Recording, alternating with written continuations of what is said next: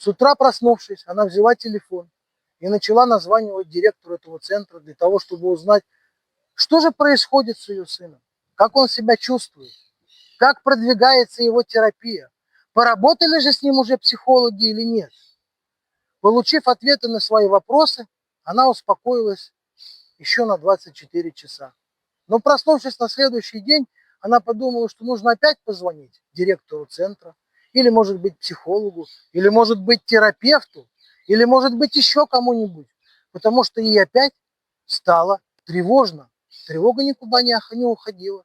Она присутствовала в ее жизни ежеминутно, ежечасно. Она съедала ее, как раковая опухоль. Она думала, что, отправив сына на реабилитацию, она больше не будет тревожиться.